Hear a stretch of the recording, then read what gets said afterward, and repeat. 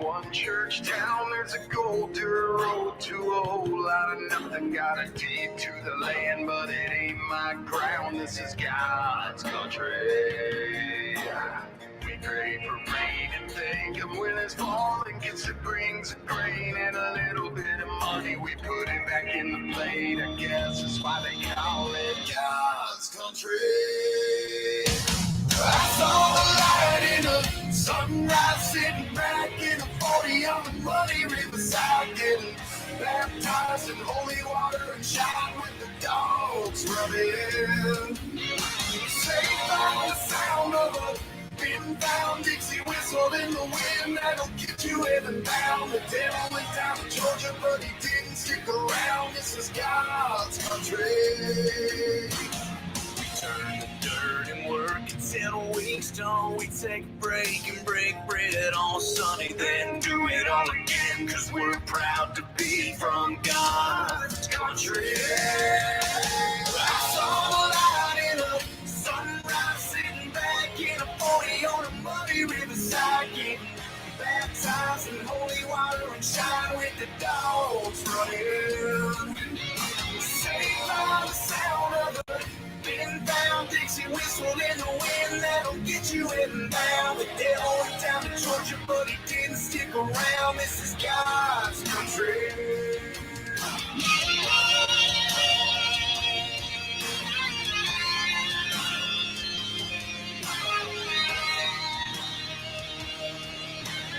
God's country. I don't care what my headstone reads or what kind of pine wood box I end up in. When it's my time, lay me 6 feet deep in God's country. Yeah, I saw the light in the sunrise, sitting back in a 40 on the muddy riverside, getting baptized in holy water and shine with the dogs running. Saved by the sound of a pin down Dixie whistle in the wind that'll get you heaven bound. The devil went down to Georgia, but he didn't stick around. This is God's country. Yeah, I saw the light in the sunrise, sitting back in a 40 on the muddy riverside, getting baptized in holy water and shouting with the dogs running. Saved by the sound of a pin down Dixie whistle in the wind that'll get you heaven bound. The devil went down to Georgia, but he didn't stick around. This is God's country. God's country.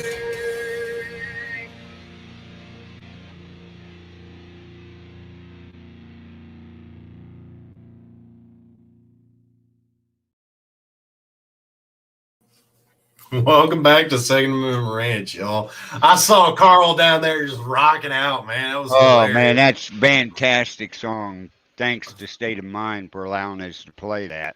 Yeah, we greatly appreciate State of Mind giving us permission. So Facebook and YouTube, read between the lines. We have permissions to use their music. So That's right. They have Gitness, and he's got it on his phone. He can show you permission. yeah, I got to go find that somewhere. Yeah. You showed me. We can go back on a show and go, Yeah. Davis. At least we have some kind of evidence somewhere that says that. Right. But I've got a couple different gun fails today. Two or three of them are stories, and one of them is a video. But today we're going to start off with why training is important. Because there's no excuse for this, and this should not hold up in court. Cop who shot Dante Wright will wrong gun plea work. So, Minneapolis, when a suburban Minneapolis police officer shot and killed Dante Wright in April, her reaction on body camera video seemed to instantly establish the key facts of the case. I grabbed the wrong blank gun, Kim Potter says, and I'm going to prison. Well, yes, you deserve to.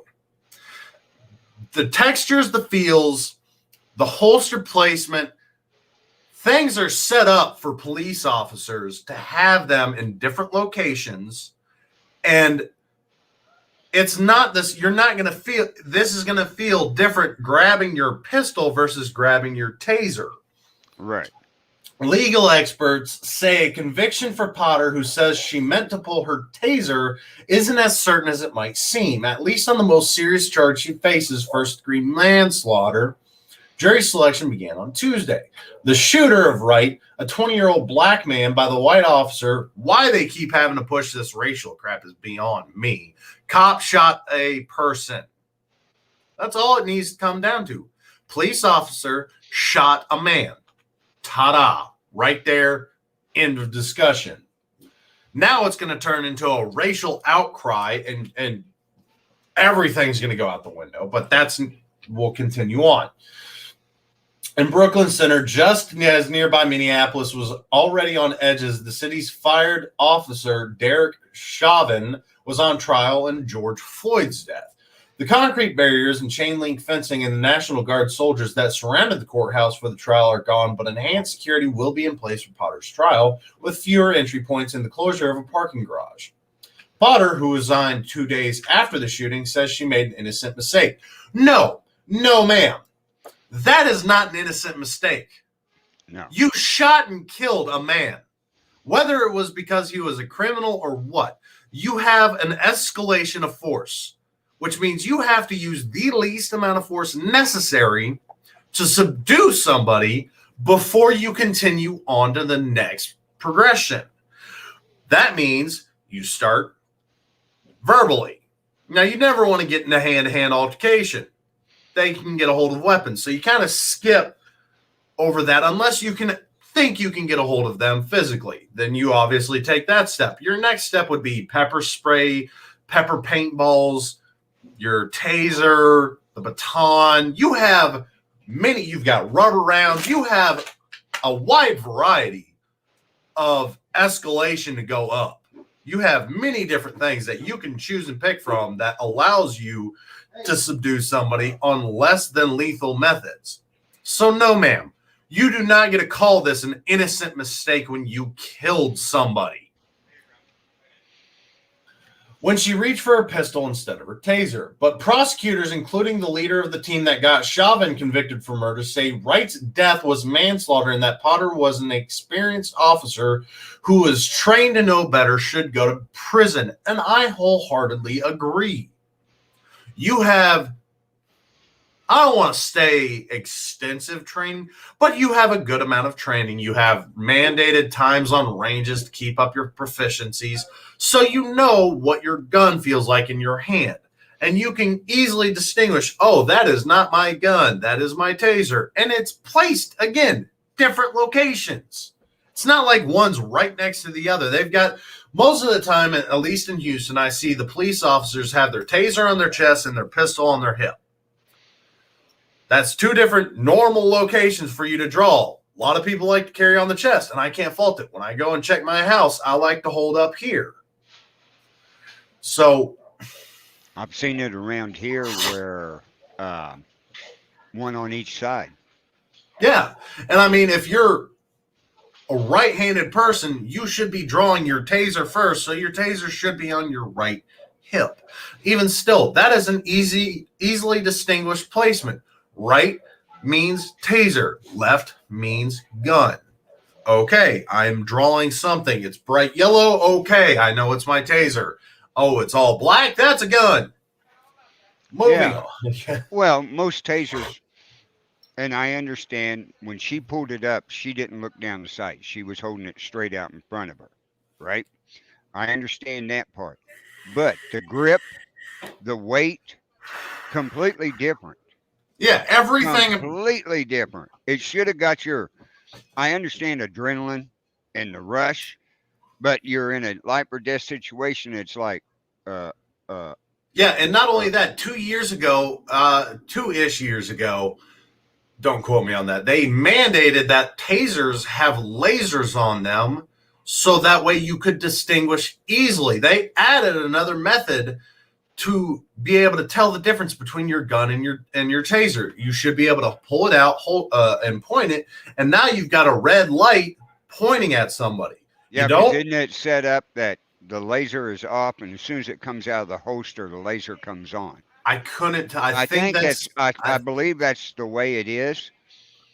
That way, you know, you pull it up and go, oh, wrong one. Yeah. Pull the other one up.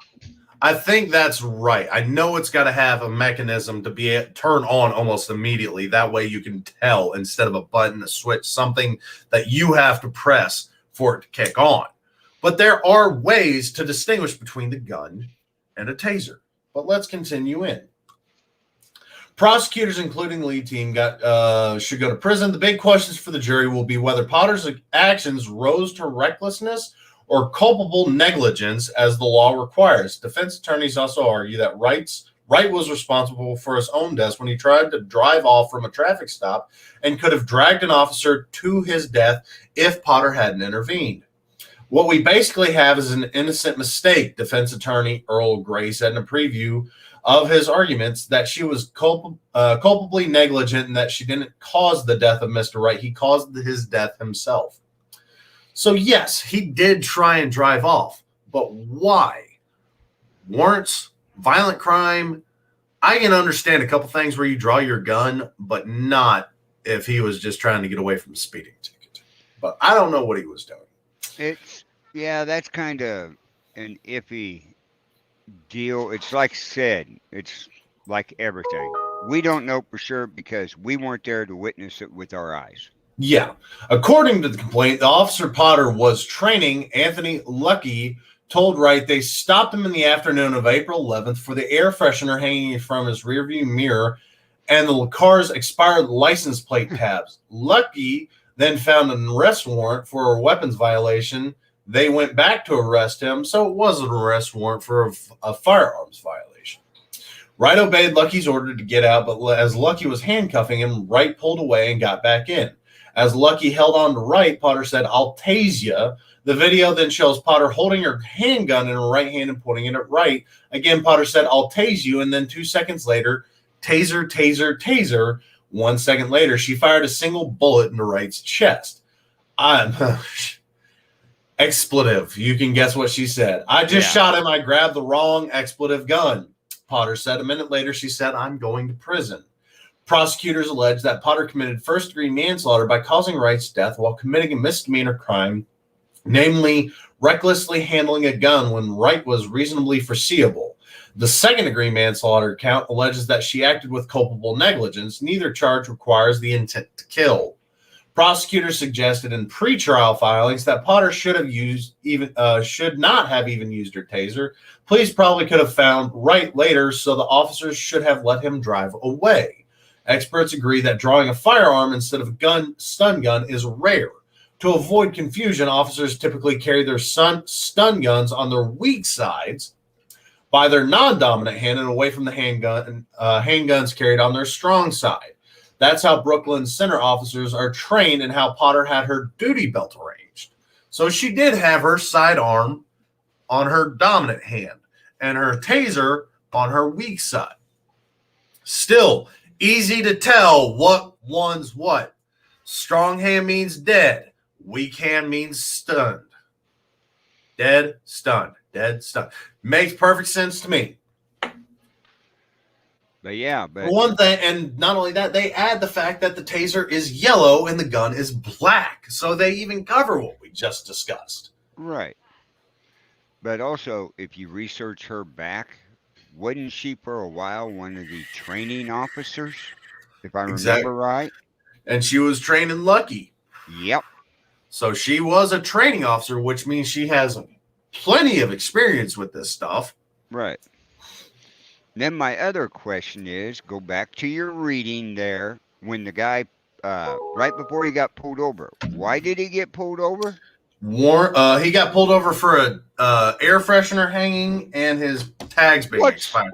I don't know. I don't know what's with the air freshener. I couldn't tell you. Is it illegal up there? I guess it blocks Somebody view. listening to this show, please let us know. I guess it blocks somebody's view. Good. Whose view? I don't know. That's the only logical thing I could foresee them saying all over the. Yeah, exactly. But Joe, when you said that, I was like, "Are you kidding me?" No, I'm not. Now, if he had a marijuana leaf hanging down, or all they said was an air freshener. It could have been a marijuana leaf. It could have been a pot leaf. It could have But been a Reaper air freshener for all we yeah, know. exactly. But it's still, that's a question that is Oh. strange. Oh, very. But Joe Friedberg, a local defense attorney who isn't connected to the case, said Wright's attempt to drive off when Officer Johnson was partly inside the car would have been sufficient grounds for Potter to shoot and kill him intentionally. And that is enough to acquit, he says. Mike Brandt, another local defense attorney not connected with the case, saw it differently. He said it's clear Potter mishandled a firearm, an element of the first-degree manslaughter charge, though the jury might struggle whether she did so recklessly. The culpable negligence or taking an unreasonable risk is easier to prove, making second-degree manslaughter more likely. Still, sitting on manslaughter cases. Right. In one of the best-known cases of grabbing a gun instead of a taser, a transit officer in Oakland, California, killed 22-year-old Oscar Grant in 2009. Johann Marcel was sentenced to 2 years in prison for involuntary manslaughter. Oakland civil rights attorney John Burris, who won $2.8 million settlement for Grant's family, said taser mix-ups have dwindled since police across the country stepped up stun gun training after Grant's death. And again, that's back in 2009. So we're looking at 12 years of training with tasers. 12 years of improvements. That's a long time to be making changes, improvements, suggestions, quality control, identifiers. That is a long time to revamp everything. Right.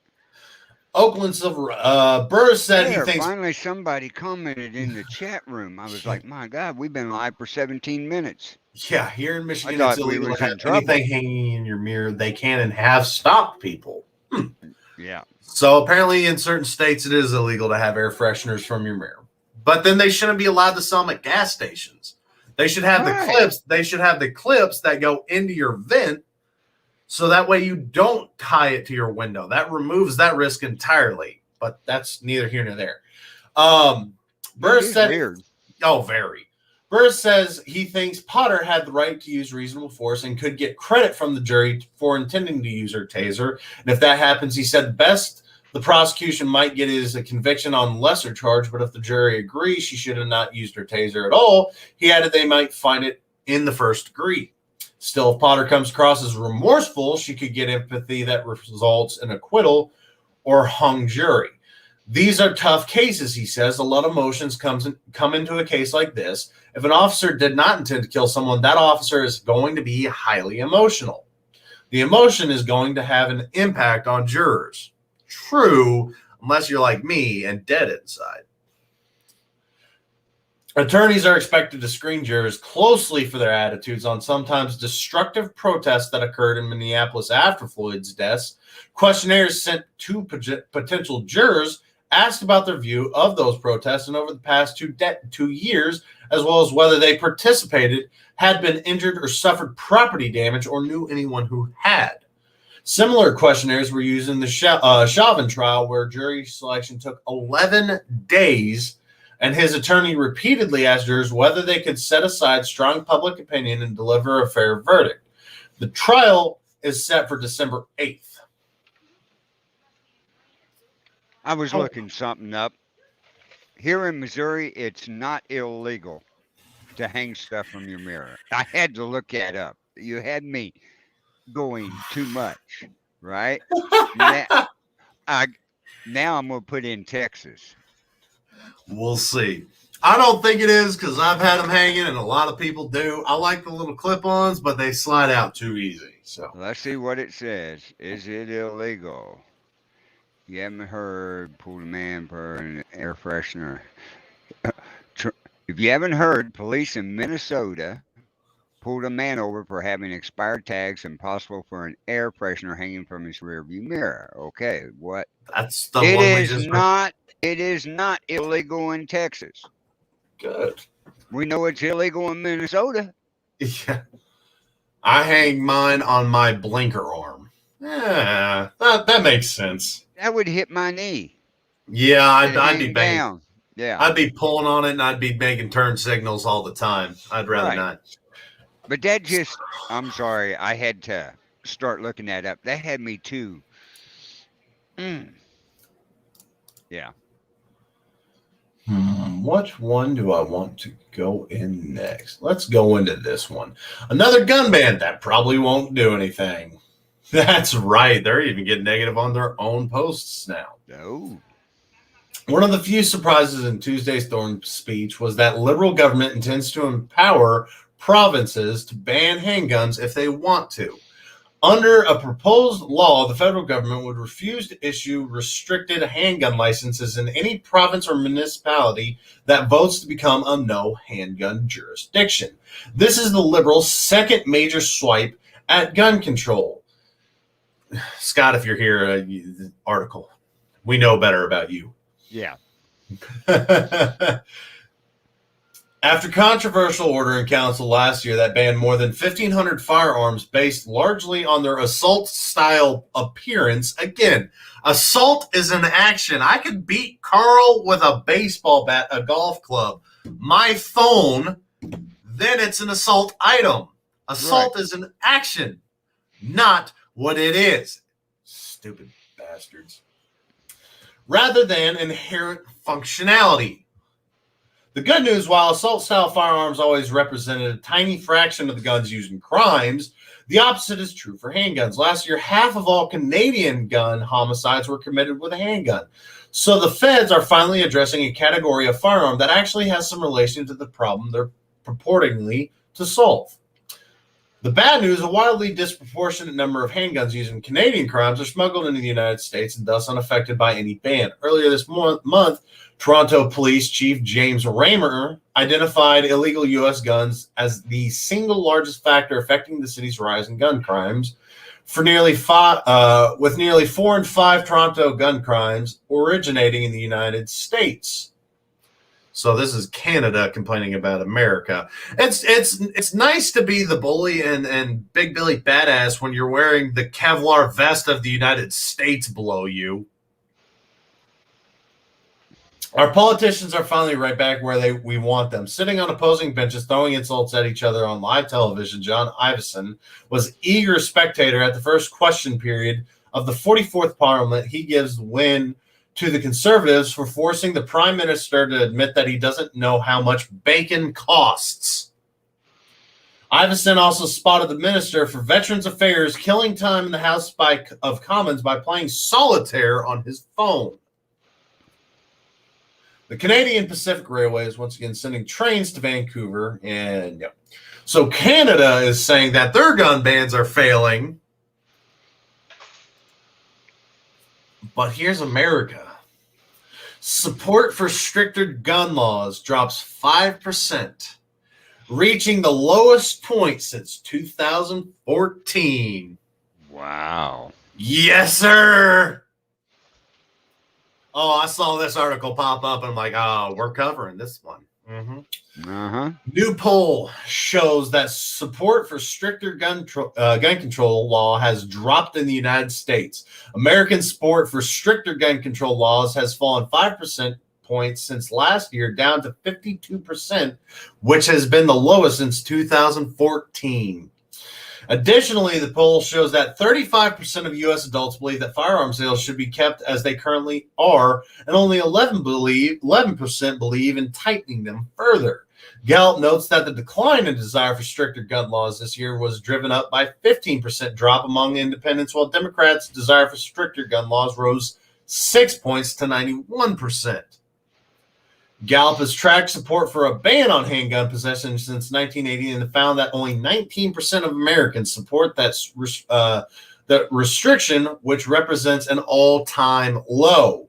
Americans' support for stricter gun laws has typically risen in the aftermath of high-profile mass shootings and fallen during periods without such events, Gallup explained. Changes in the party occupying the White House may also influence preferences for gun laws. Generally, the public favors stricter laws when Republicans are in office and less strict laws when Democrats are in office.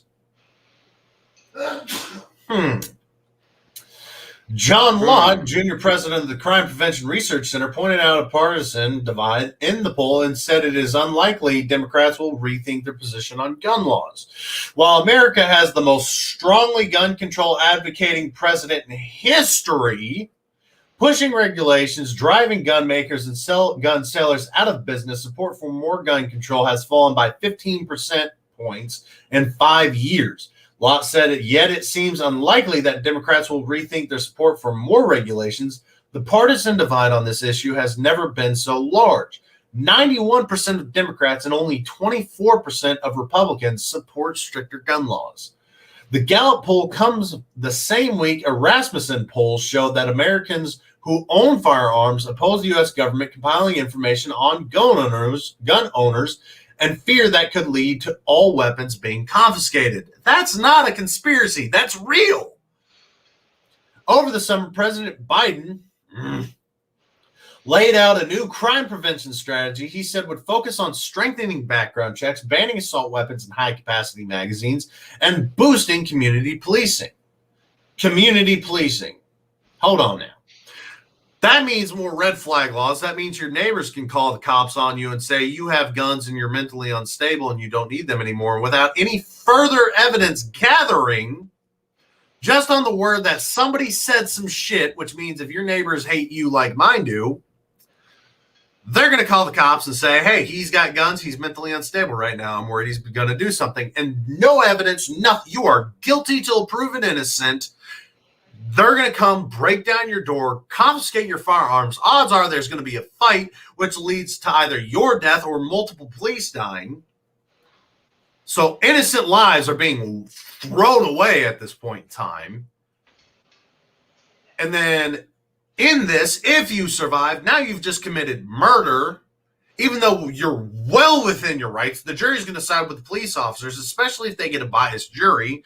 They're going to say you killed innocent police, you're going to prison forever, and you don't ever get to have your guns back. So it's creating a lose-lose-lose situation. Yeah.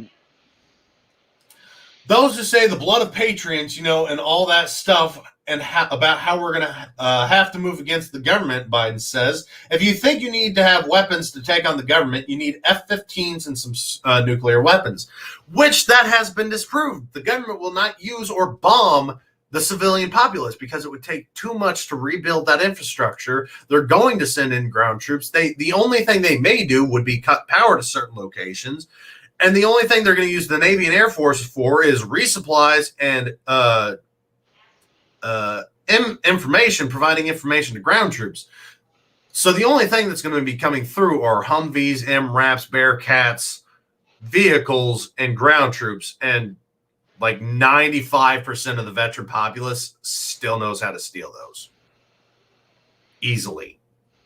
So not the smartest idea there. No, a lot of us are going to have some new toys to play with. The president also says we're not changing the Constitution, we're enforcing it. No, you are bastardizing the Constitution. Yep. You have bent the Constitution over and decided to try and show it the 50 states. You are raping America at this point in time. And the amount of lives at the rate you're going, the amount of lives that are going to be thrown away and wasted are insurmountable. It is negligence. It is unnecessary to do what you are doing. You have become a tyrant, and I can't wait for karma to catch up. Exactly. Biden then touts a zero tolerance for gun dealers who willfully violate the law and claim 90% of illegal guns found at crime scenes were traced back to 5% of gun dealers. That's a claim with no evidence backing it up. At least when I give you evidence, I back it up, or I can tell you where you can go and find it. This country's going to hell. And real quick, it's not getting any better out there, folks. Not at all. Not at all. And at this time, 30 minutes into the show, let's start telling them. We're going to tell them 2 or 3 times because it'll start this into this week. We're going to a new time frame. We're going to Friday nights at 6 p.m. Central Time.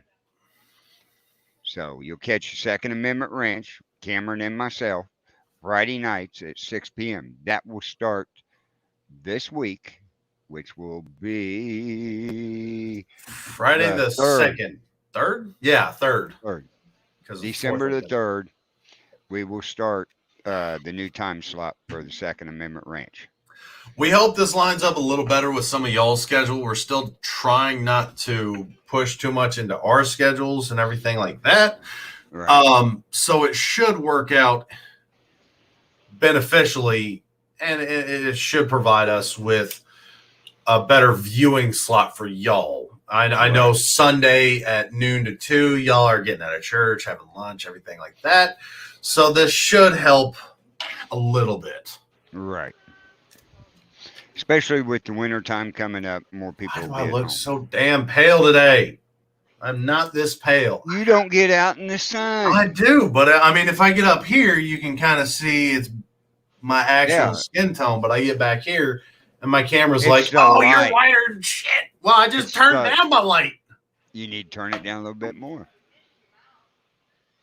That one's off, and it still sums up with this damn camera. This thing drives me nuts. And what camera you got? I've got the one up from you. It's a Logitech. See, I like. Actually, right now I'm using the one out of my computer. Or I could Hi. switch and use this one. Hi, buddy. God, he's got it. And then I turned it down too much, and the damn thing. Whatever. I'll figure it out later. It's so annoying. I'm not that but I don't want to be right up here the whole time. Stupid. That's better, Ruth said. Where is everybody? Ruth's the only one talking in here. You're right. Did Ruth everybody wants- else get banned on Facebook? Your dad hadn't even popped in. They may be unwinding from church. Okay. I'm sure they'll like the change to We Friday. got 6 people watching this right now. 1 on Hamilton Swap Shop, 1 on Second Amendment Ranch, 2 on HTX Renegade, 1 on the Bill of Rights Network, and 1 on Twitch. And Ruth is the only one commenting. Man, y'all just want to be shy today, don't you? I don't know. But we appreciate it, Ruth. Now, here's a fun one. Continuing on from Biden. So I do have 3 article gun fails in a video. I just had to make sure it is what I thought it was. But how U.S. gun culture stacks up in the world. CNN, of all places. Atlanta, Orlando, Las Vegas, Newtown, Parkland, and San Bernardino. Ubiquitous gun violence in the United States has left a few places unscathed over the decades. Still, many Americans hold their right to bear arms enshrined in the U.S. Constitution as sacrosanct. But critics of the Second Amendment say that right threatens another, the right to life. No, it does not. America's relationship to gun ownership is unique, and its gun culture is a global outlier. As the tally of gun-related deaths continue to grow daily, here's a look at how gun control in the U.S. compares to the rest of the world. That's funny. Let's go with Russia. Uh-oh, here we go. Yep. Rate of civilian firearms per 100. America has 120.5 for 100 citizens, whereas Russia has 12.5 for 100. Right? See, North Korea. A lot of guns. Yeah, North Korea has 0.3. Actually, you know what? Nope, not what I want. He's going to put this up on the screen, folks. Yes, I am. If y'all want to see.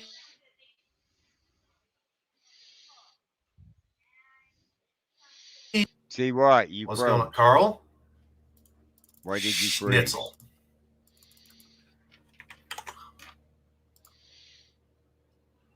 Okay, it looks like I'm back. Yeah, there's nothing on the screen. Can you hear me? Yeah, I hear you. Shit. I hear you.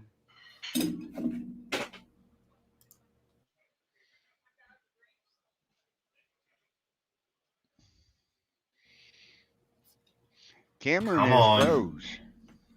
Can you hear me? Bless America. Cameron. Do, do, do, do, do, do, do, do. You're still froze. His face is froze. Oh. Oh, he's coming in different. Yeah. What happened there? I have no idea. I got two Camerons down here below. Yeah, I know, right? I don't know what the hell's going Take on. that other one off. I would if I could. Okay, let me see if I can. Just a second. Nope, it won't let me. It All right, won't. it'll hopefully fix Okay. itself later.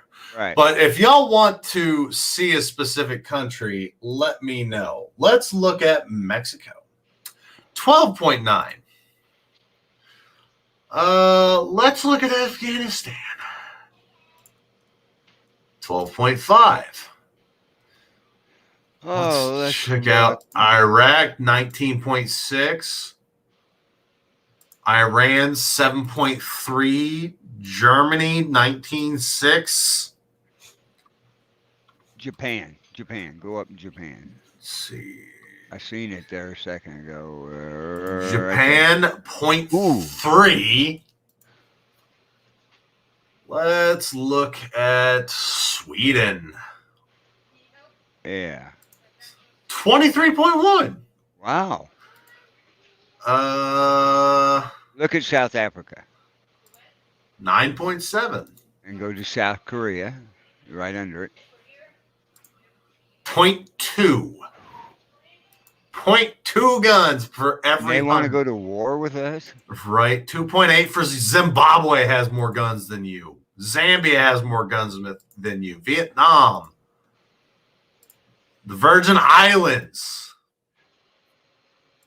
The UK. Holy crap. All these Is places. there anybody that's got more than us? Let's go down the list.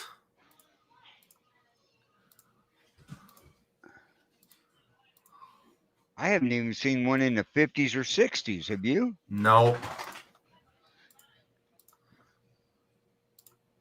2.6, 14, 5, 30. Oh, I think 30 is the Austria. I think- Austria.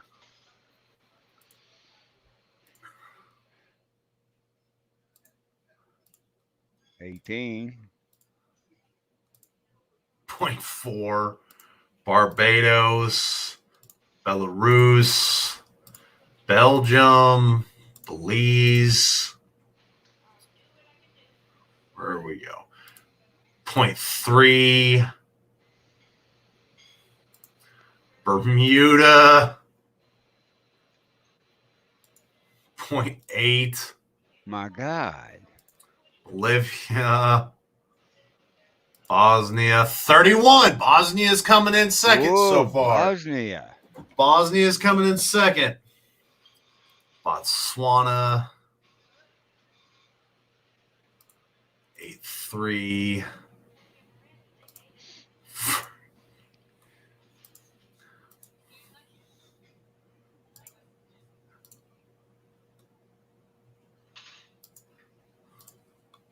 Lordy. Come on. There's got to be somebody that's getting close. No. Cambodia. No. No, I have more than that. Cameroon. Canada's in Canada. second. Hey. 34-7 so far. That's interesting. That really is. And Canada's got strict gun laws. Right? But you look at all the hunting they have up in there. So. One. One even. Yeah. Chile, China, Gee. Colombia. Costa Rica. Congo. Come on. Somebody's got to come close. 34's been the closest so far. Croatia, Cuba, Krakow, Czech Republic,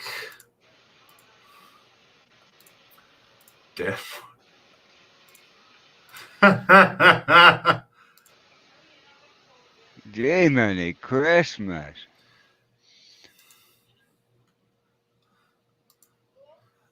These are the firearm ownerships of America. For every 100 people, America has 120 and a half guns, and these are other countries. And we're trying to see who comes Closest. the closest. So far, Canada. Canada's been the closest with 34. Yeah.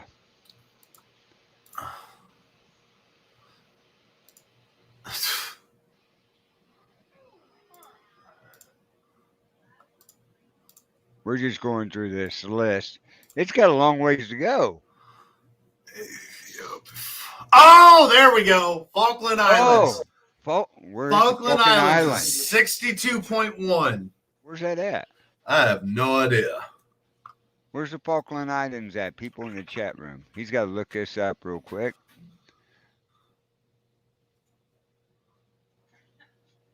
Don't tell me crap. South Africa? No. Yeah, that's South. That's South America. South America. South of Argentina. It's a little island. Right? Hi, Jules. So they have the closest so far, the Falkland They had Islands. 64. How many people was on that island? 64 or 100?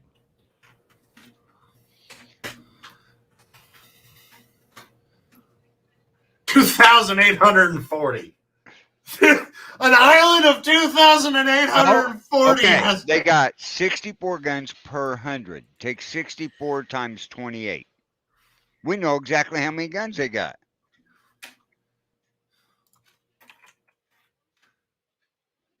No, it would be per 100 people. Per 100 people, it's So that's 2,800 2,840. Because you That's divide 28. 2,840. You're 28 people. Yeah, 28 times the 64 guns per 100. 1,792. That's how many guns are on that island. 1,792. Now to give you an idea, right? Okay, Holy crap. that's in that island, right? Yeah. Now clear your calculator out. Here in where the town I live, there's 1,800 people. So take 18 times the 125 or 6 it was. Okay. 2,169 guns in your And town. just in this town. And that ain't far off either, I'll tell you that. In one town in America, we have more guns. But the funny part, hey, the other day, yesterday, I probably had 1, 2, 3, 4, 5 guns sitting in chairs in here. So the Falkland Islands. It comes in second closest. Yep, I think that's why they pulled it up It was first. a British territory, the 1982 Falkland War. Well, I didn't want to say that word too many times. I think they're going to be the closest. I do. That is weird.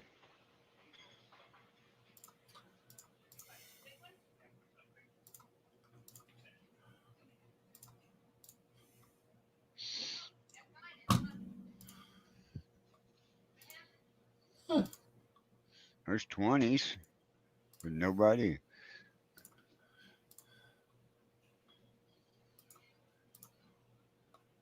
Now remember, folks, this is legal gun owners too. Yeah. Counting.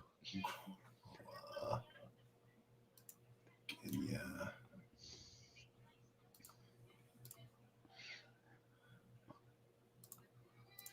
We're not even halfway through the list yet. Haiti, Honduras. Hong Kong, Oh, Princess Andrew fought in the Hungary, Falklands War. Iceland comes close. Iceland got up India, there. Indonesia has 0 guns at all. But he can't answer questions. We're answering questions. Iran, Iraq, Indonesia has 0. Are you kidding me? Nope. Go back to Indonesia. Indonesia 0.0. There's not any guns owned by civilians in Indonesia? Apparently not. Wow. And That or they just didn't tell these people how many guns they had. One of the Yeah. two. Italy, Ivory Coast, Jamaica. Jamaica, man. We've already done Japan, Kazakhstan. I was really surprised with Russia, though. I was too. Kenya, Kuwait, Wait. Laos, Latvia, Lebanon. Lebanon, Ooh, Lebanon's up there. 31. Liberia, Libya, Liechtenstein, Lithuania. Come on, somebody's got to break the islands. Jules goes, Indonesia doesn't need guns because they got M's that blow people up. Madagascar. Come on. This is getting depressing. It's depressing, but it's not. It's hilarious too. It's just to Malta, show one of these Marsh- countries wants to come over with their people and their guns. We outnumber them. greatly. I can't. You say may the have word a I get. huge. I understand that, Jules. No problem.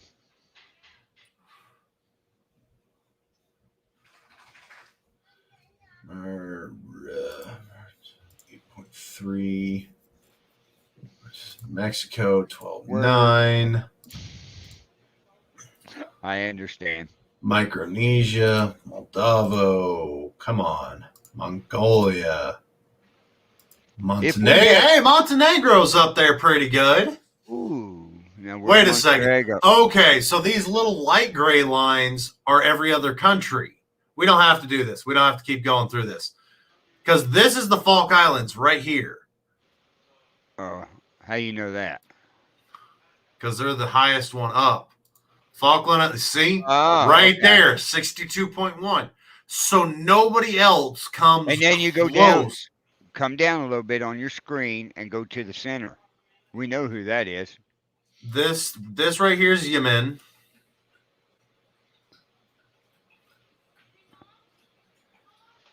Uganda, Sierra.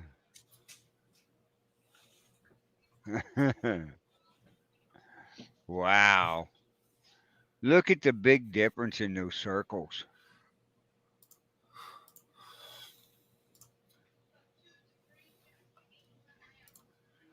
And China thinks they're going to invade. Their China- military China- might, China but not has- the people. China has made paper targets of American military vessels.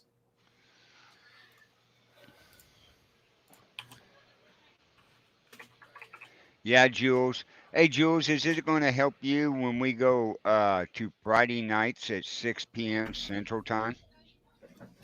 Is that going to help you out? So China has a military total of 4,015,000, where American military is about half that.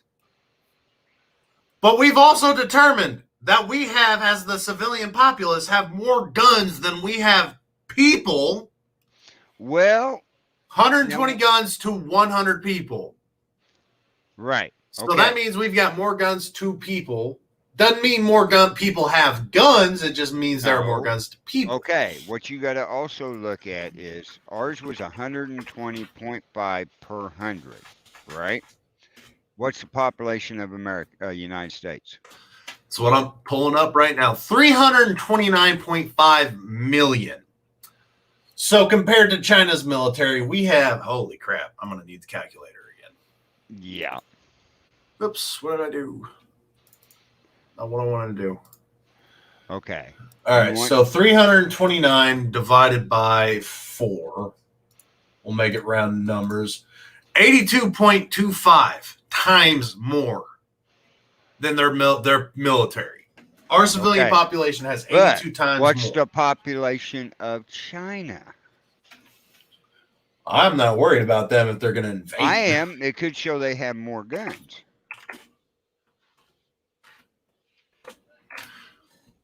$1.402 billion. So that is, ours was what now?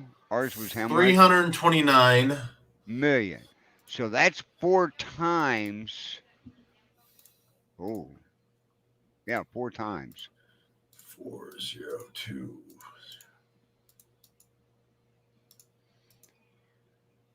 Billion, million. Yep. So divided by billion. 300. What did we say? 395 and a half. Yeah. Million. Right there. 354 times more. That's how big their population is. Okay. 354. That's 3. Okay. 3. Oh, God. 35. Yeah, 354. We got to go by hundreds. So go by 3.5 times what their rate was. Where's China? 3.6. So they're still at 10. No, you would take the 3.36 and times it by 3. So 3.36? Yeah, you're looking at 10.8.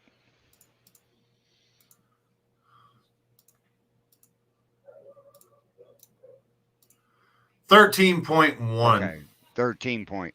That's how many comparison-wise to the United States. I'm not worried. It's not showing keeping me up. I have something else merit going on. Okay, Jules, no problem. But yeah, we will be live on Friday nights at 6 p.m. from now on. So, Carl, I'm still not worried. That number right there is... That don't bother us. Even with their population being as large as it is and their military being double ours, we still have enough armed population. I mean, their military is 4 million.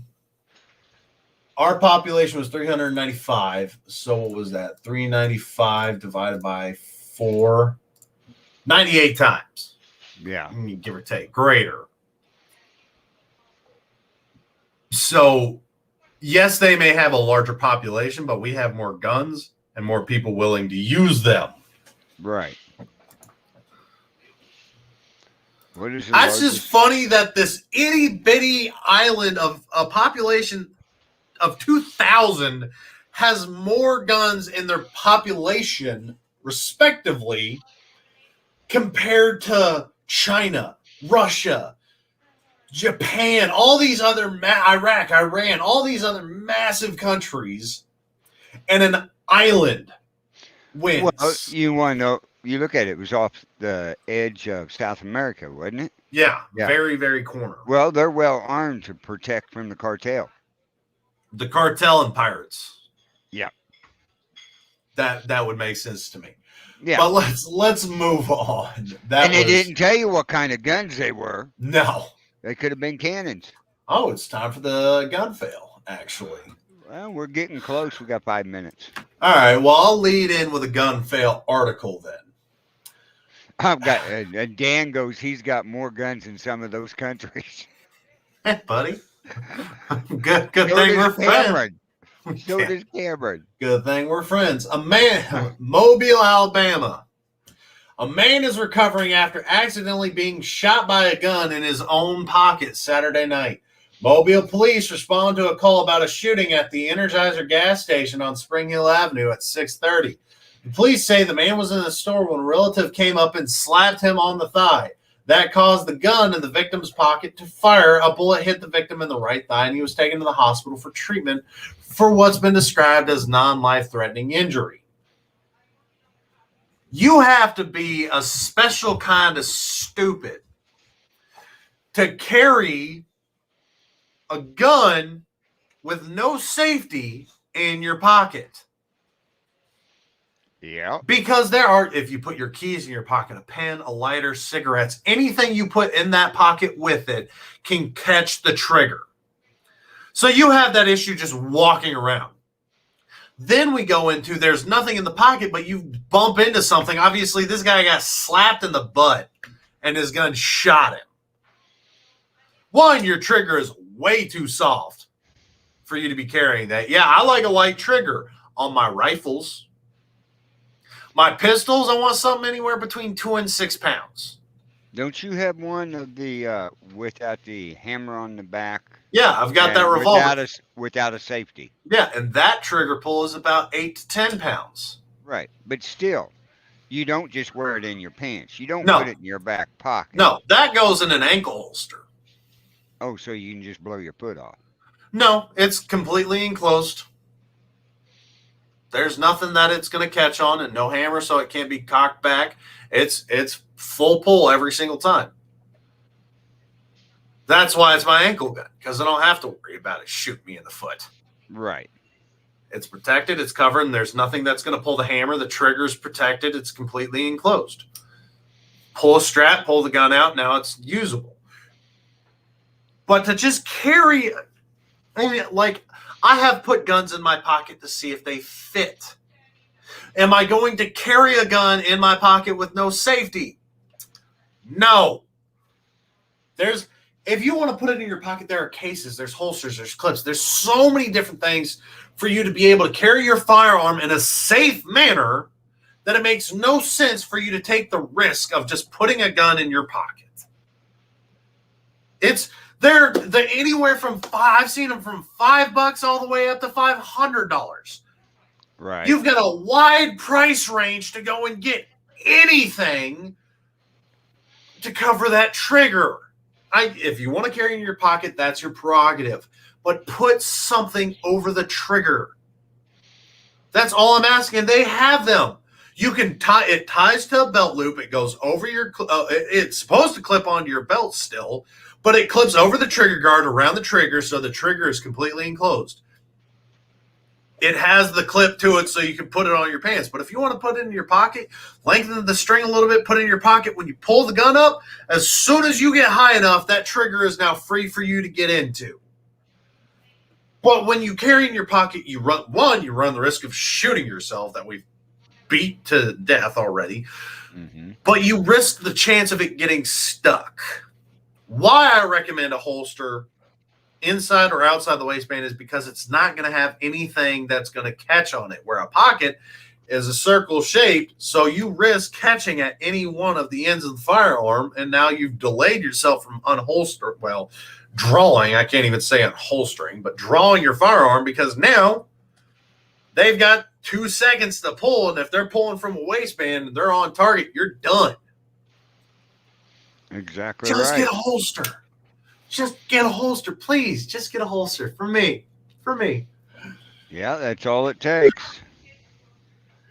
Now, I am going to give you a warning. There's no blood or anything, but this gun fail made me cringe. Dan, you loving guns and everything like me and knowing better, this one's going to make your head hurt.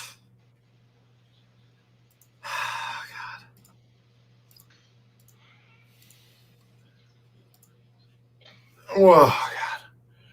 All right, before I get into this, training is essential. What these gentlemen are doing is kind of back-ass words, and he kind of covers this a little bit. I'm gonna cover it to my extent. They're going back and forth. The reason you change out in this position is to reload your firearm and have your other person moving forward with you take over. That way you reload, then you're ready to go. He empties his mag, then you swap back out so he can reload. These gentlemen don't do it. They just keep swapping back and forth. It doesn't make any sense to me. But knowing your partner, knowing their positioning is very important. Before I ruin it, let's start this video. Seems like our 2 mall cops. Let's see what kind of wonderful tactical training they're about to do. Failure to fire. Okay, nice. And they're not even moving forward. They're just circling back and forth. They're staying in one Before we even position. get to this part, what the hell are they trying to train for? Like, I understand practicing bounding movement and things like that and covering your buddies during a reload, but they're literally just pirouetting around each other with behind no cover or using their friend as cover. Not a great idea. Although in this case, there's obviously quite a lot of cover there. Let's see what happens here. All right. So continuing on with his explanation, this is meant for you to be able to move forward. They're using each other as cover. They're not doing anything beneficial. This move, this maneuver is meant for you to continue forward while one person covers fire, the other person's on standby. As soon as they run out of ammo, you keep continuing forward. One person just slows down, the other speeds up a little bit. You switch positions. If you need to get low, there's usually something to cover or conceal you at this point in time. But then you continue moving forward. They have not moved 1 foot yet.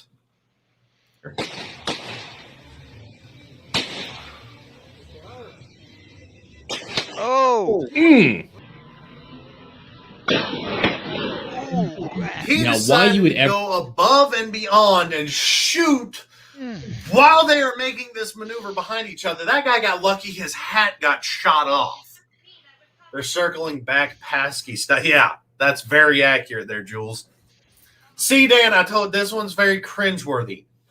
Knowing your partner, knowing the hand placement, knowing what kind of maneuvers you're training for is extremely critical in these situations.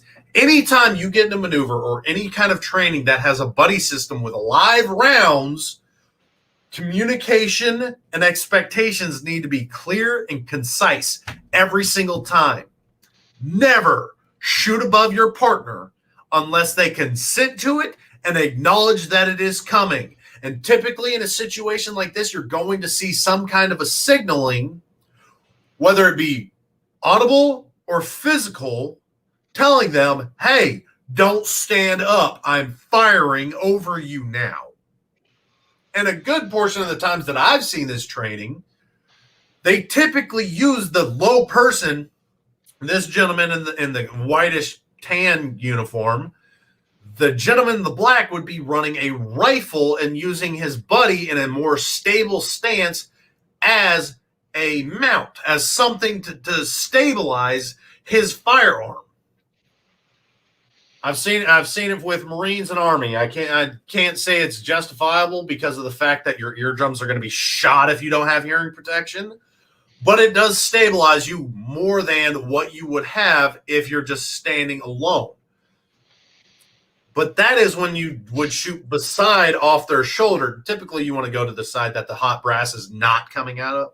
So if the brass ejects to the right side, you're going to be on the right side, so it goes out away from them and not into their face. But there was no signaling. There was nothing, absolutely nothing telling him, I am shooting above you directly. Why he would shoot directly above him is beyond me.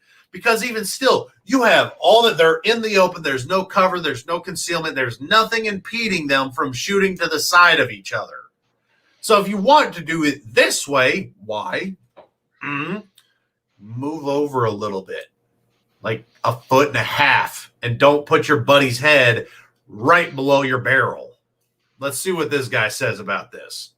Ever be engaging targets with your gun on top of your buddy's head is beyond me. It's almost like this is exactly why you typically don't have people standing in front of your line of fire. Now, luckily, it looks like he just blows his buddy's hat off and maybe gives him a nice little haircut. But this didn't end fatal for anybody. Thankfully. Yeah, if you ever go to a tactical training course and they have you doing shit like this, do yourself a favor and leave that training class and then charge back that class with your credit card because they're going to get you killed. So ultimately, your part-time mall security job just ain't worth it. But I'll tell you about a security gig that is worth it. Cybersecurity. Oh, no, he's plugging something. That's all. Yeah, don't Just don't. If it looks wrong, it is wrong. If something doesn't seem right, anytime you do any kind of training, step in and ask what they're doing and why they're doing it. And if they can't give you legitimate reasoning that actually makes sense, or they keep circling back like Paskey, whatever her name is, Right. don't do it. Well, we do it for this reason. Well, why do you do it for this reason? Because we need to do it for this reason. You explained it by explaining it back to itself. Like, you gave me no legitimate reasoning, no logic, nothing. You're doing this to do this. There are certain situations where you may need to fire above somebody, but that's typically in confined areas with very minimal move. And one person is either prone, kneeling, and standing. Of those three combinations, one person's low, one person's high. Around corners, typically somebody's squatting down and somebody's standing up peeking. There are very few legitimate situations for you to do this unless you're going to be a security team or you have a badass family that just says, hey, we're going to go kill the bad guy together. You use the 9mm, I'll use the 45. Whatever person leaves the hole wins, and we'll be able to tell who got the first, or at least got the killing blow that way. That was too damn scary. I told you it was going to make you cringe. Then you noticed when he shot, right? Okay, the hat went flying off. He ducked down. He came up. Where was the guy that got the hat blown off? Gun at pointing. Right back at the other guy. And you know it had a live round in it, more than likely. Yeah. Which somebody shoots a hat off my head and it got a little warm. They ain't going to like where my shot's going to end up down lower. Yeah. I'm either Just shooting cut you a in few the hairs. Crystal needs you when we're done, Carl. Hey, call me when you get done, please. Okay. If you do any kind of tactical training, make sure it makes sense. Please. Now for our I've got two more gun fails. Another person decided it would be a great idea to try and sneak a firearm past TSA and carry on luggage. The loaded .357 Magnum handgun contained 5 rounds in it too. TSA agents at Boston Logan International Airport recovered a loaded handgun. No, they did not recover. They stole.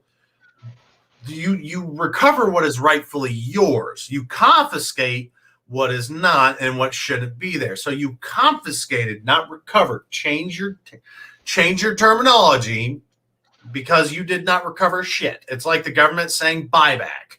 You can't buy back what you never owned. But agents confiscated a loaded handgun and a woman's carry-on luggage. The loaded .357 Magnum had 5 rounds, according to the TSA. Velez added that the Massachusetts State Police responded to the incident and cited the woman on a state charge. The state police did not immediately respond to an inquiry. That's it. Then it just tells you don't take your firearms. Fines start at $2,000 and can go up to $13,600. What? You can't carry a gun in your carry-on.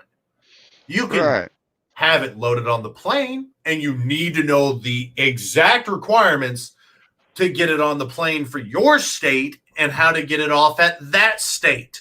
Because there are New York, Washington, California.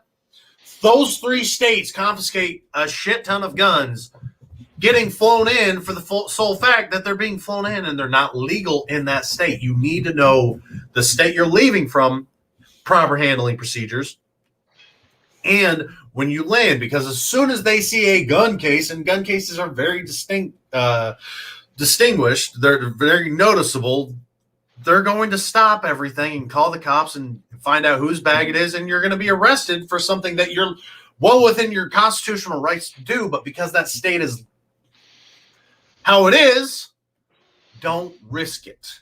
Study, research everything. And if you don't know about it, drive. You have less risk of being caught. Yeah, you got to go through more states, but you have less chance of being caught with a firearm driving. Right. And if they want to search your car, tell them get a warrant. They can't hold you there for a prolonged period of time. Just get a warrant. It's easier. Now, here's my last gun fail for the day, and this guy is just so special. A man was killed after pulling a gun on 2 officers on Interstate 4. This is death or suicide by a cop. Do you really think you're going to beat 2 cops with training with firearms already pulled when your gun is still concealed? And no, you can't win that fight. They've got the drop on you. Lakeland, Florida police officers in Central Florida fatally shot a man who pointed a gun at them on Sunday as they were investigating reports of suspicious car parked in a construction zone along Interstate 4. Officers Tammy Hathcock and Garrett Ziegler arrived at the scene just after 2 a.m. Sunday and saw a man sitting in the car. The officers tapped on the car window to speak to the man, and he pulled a handgun, pointed at one of the officers. Oh, so he got the drop, but he did not fire. In fear for their safeties, officers returned fire, shooting the driver, a police report said. The 61-year-old man, whose name had not been released, was the only occupant and died at the scene. The officers were not injured. Authorities closed Interstate for 4 hours as they investigate the shooting. Westbound lanes were reopened Sunday morning, while eastbound lanes were restricted to 1 lane. The shooting is being investigated by the agency's Violent Crime Unit and will be under review by the department's Professional Standards Board. Officers have been placed on administrative leave with pay pending the outcome of the investigation. 2 cops. 1 gun, 1 guy. That's not a winning fight there, Hoss. Like, this does not end well for you. Unless you get the drop on somebody, and I saw the perfect – God, I wish I would have saved that video. I saw the perfect video explaining why we need high-capacity magazines, too. Because there was a group of rioters that broke into this guy's house and stole everything. And I don't mean a group. I mean like a herd of everything. I'm talking 30, 40 people broke into one dude's apartment to steal his crap. They just rushed it. And that is, why do you need high-capacity magazines? Well, because 1, I'm going to miss a few shots, and 2, I don't know how many targets I'm going to be pointing at. And that right there, if I've got 30 people coming up, I just wasted 30 rounds. Well, give or take a few, because some are going to penetrate and, well, some are going to run. There's no reason to ban magazines. Because you know what they're going to do? They're just going to buy a crap ton of these other magazines. That's all it is. Yeah. Or they're going to go to belt fed. Hard to restrict a magazine when it doesn't have a magazine. Exactly. And they do have, FN America has an M249 that's belt fed for civilian usage. The AR market has belt fed AR uppers. Every time you pass something, we will find the loophole. Mm-hmm. Well, it's not a magazine. It's a belt. Oh. Different. All comes down to how the law perceives it. And by definition, a belt is not a magazine. Right. Oh. It's just how they word everything is what you got to watch and pay attention to. It's just like, Bye, you Jules. know, yeah, Jules, have a great day. It's just like a suppressor. The word silencer was created by the movie production people. Yes. It's not a silencer. You cannot make mini guns that quiet. No. 22, 17. I did see a 45 that was as quiet as a 22, but it was a rifle and the whole barrel was a suppressor. Right. So, I mean, you're talking a firearm this big, 2 feet long, with a built-in suppressor. Yeah, it's going to be quiet, but it's not concealable. It's not as easily hidden. You're not going to hide a rifle like you hide a pistol. But yeah, I mean, you got to watch the terminology of it, because they will try to come up with terminology, and that terminology will lead to 3 different definitions. Yeah. Oh, yeah. Let's continue. Well, it's just like, okay, I got a question. Now I remember the question I was going to ask you. Remember that gun I had you look up before the show started? Yeah, the High Point. Yeah. Did you see what was on the end of the stock? I did not. It has a spring pad that when you shoot, it moves back and forth. You see what I'm talking about? Let me share the screen. So this, right? Pull up. No, that don't even look like it. Is it the High Point carbine AR? High Point carbine 9mm. Okay, there. Second picture. Pull that Oh one up. no, that's an adjustable butt stock. No, that is a spring-loaded butt stock.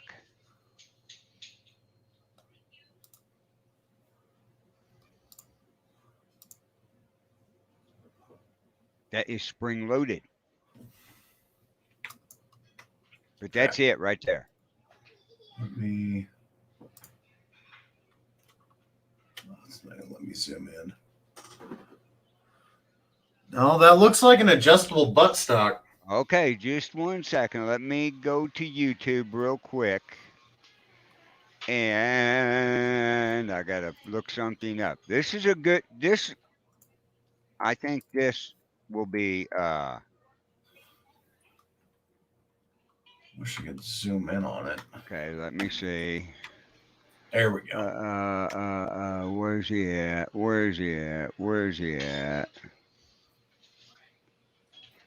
No, I don't want that. I'm still not buying this gun. It's ugly as hell. I know it's ugly, but from what I can see, is that looks like an adjustable butt stock to give you an extra maybe 2 inches. No. Let me. Okay, Demolition Ranch and Whistling Diesel. Let me see here. Hideous gun. There it is. Okay. I'm going to pull this up. But technically, it would not be a spring-assisted butt stock. Wait a second. Okay, let me share my screen. This is a controversial question here. Okay? And by no way, let me put this disclaimer out. We're not making fun of Whistling Diesel or Demolition Ranch. None whatsoever. I want to show him a weapon. No, I have nothing but respect for those, man, especially Kentucky Ballistics for being blown up by a 50 cal and surviving.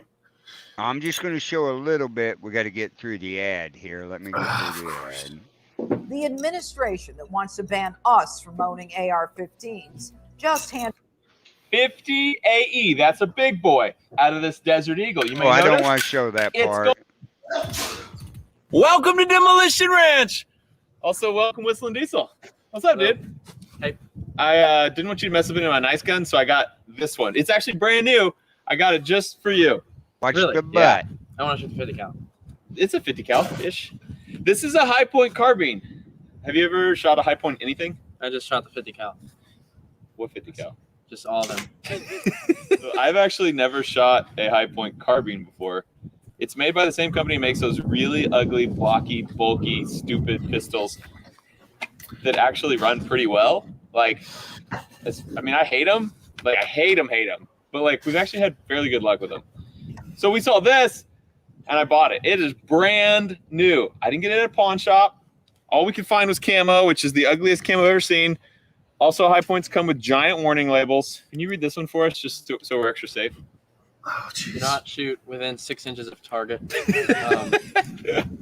Yeah, has That's short good. barrel. Do not hold fingers in front of barrel when shooting. Does it really say that? Come on. Pretty much. Get to this part. Do It not really extend does. fingers beyond. The carbine has a short barrel. Do not extend your fingers past the muzzle of this weapon.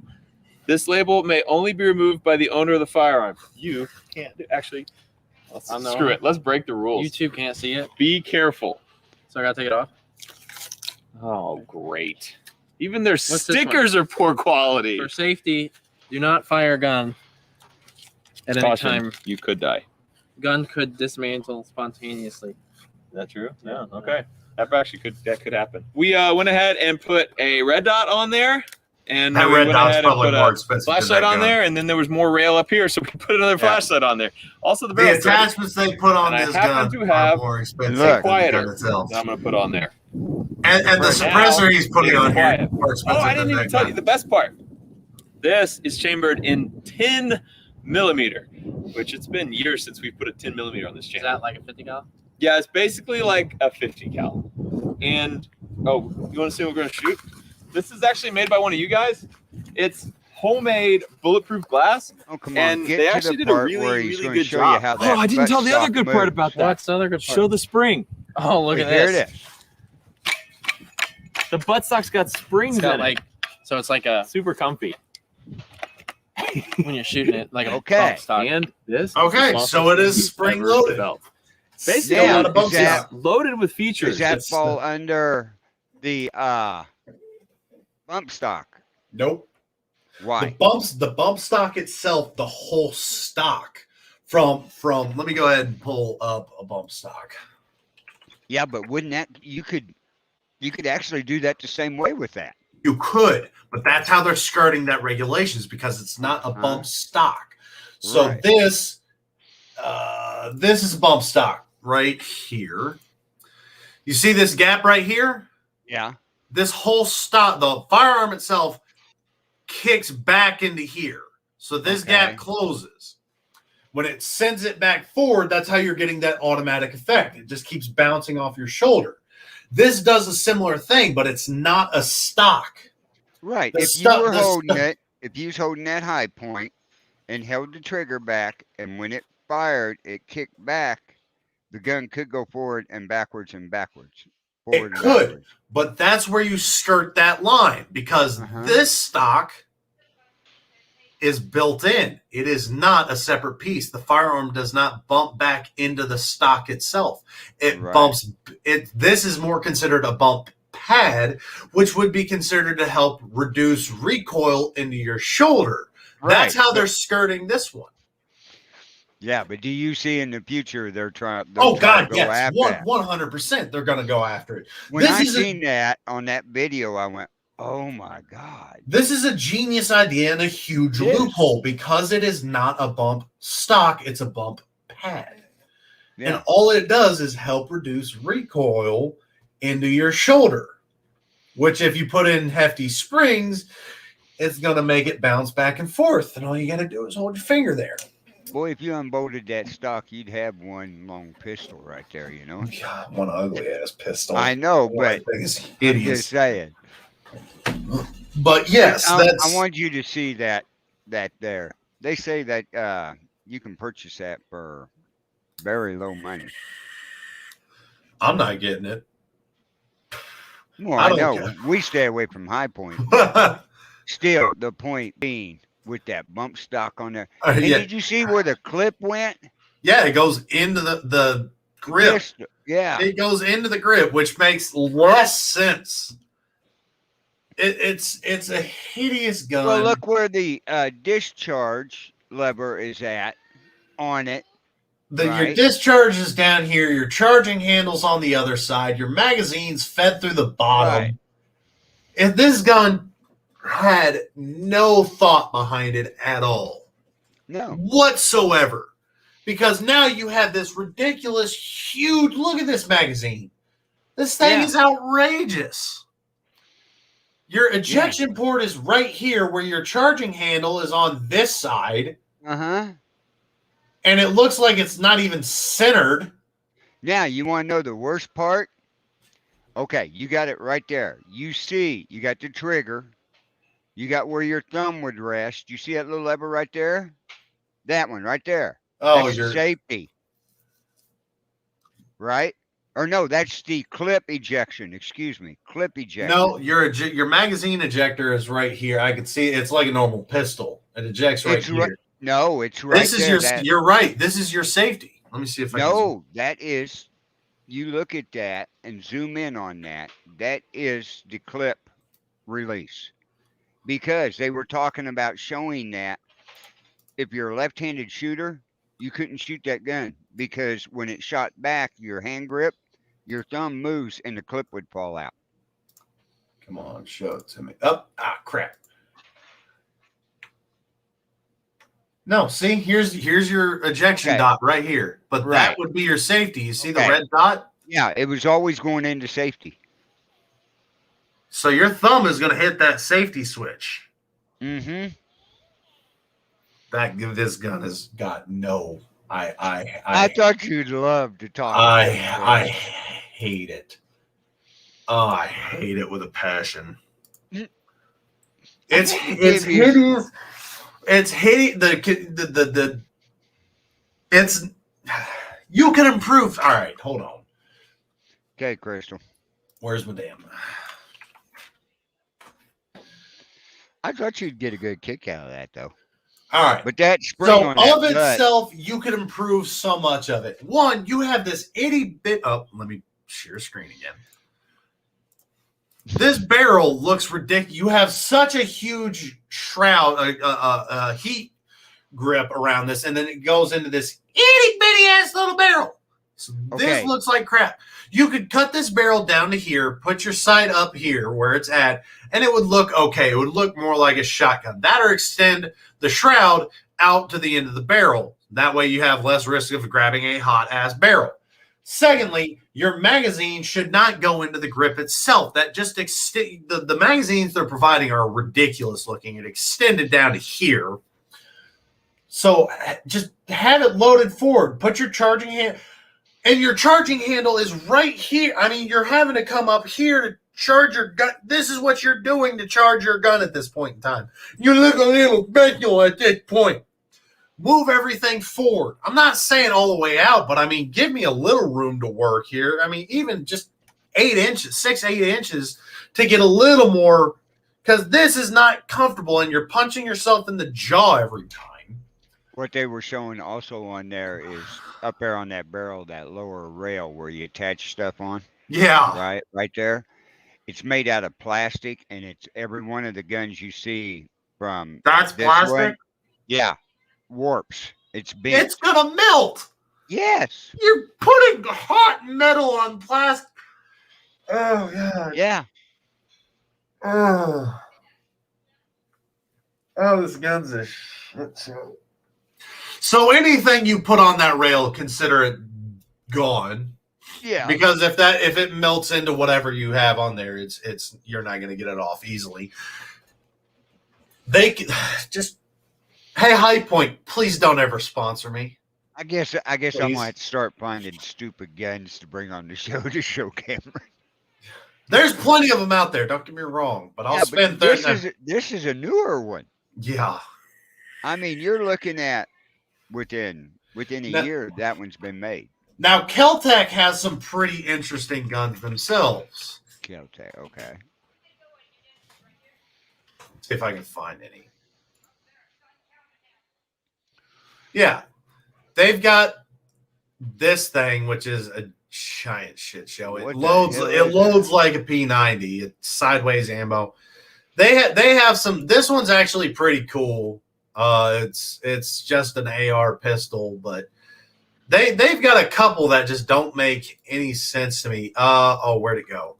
This one's actually pretty unique itself because it all folds down into itself. Is that the one I just seen on? Down. Go over. No, the other way. No, go back. Down. That one. Is that it? Yeah, that's it. That is ugly. That's this gun right here. It just folds. It's more compact. It makes sense. It doesn't look good, but it makes sense how they did it. I know it makes sense, but boy, God, that's ugly. But then you've got this pistol with a pistol on the back of your pistol. Look how long that upper is. And how why is it so long? Exactly. So they have some very interesting guns themselves. Why? Why would that be long like that? You gonna put a bigger scope on it? Welcome to my life, Carl. So yeah, Keltec has. Hey, we're gonna have to make a segment, 30-minute segment of showing dumb guns. I don't know if there's enough for that, but this is that This is the ammo right here. Right where? You see where my mouse is? Okay, yeah, right there. That's the ammo. Oh, you're kidding me. I'm not. It's got a special. So cleaning and repairing this gun is a nightmare. There are too many mechanics in it to be worth its money. It's got too many things can break. There's too many springs, too many mechanisms. I'm surprised there's not batteries in this gun itself. It is a nightmare gun. Now it fires it's like a 5.7 round. It fires a very unique round.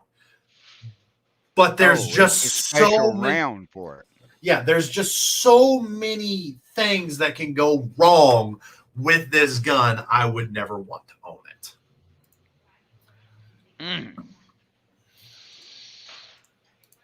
That was bad. Told you. That was real bad. Now, we like to talk about the gun violence and everything that comes up and how we just talked about how gun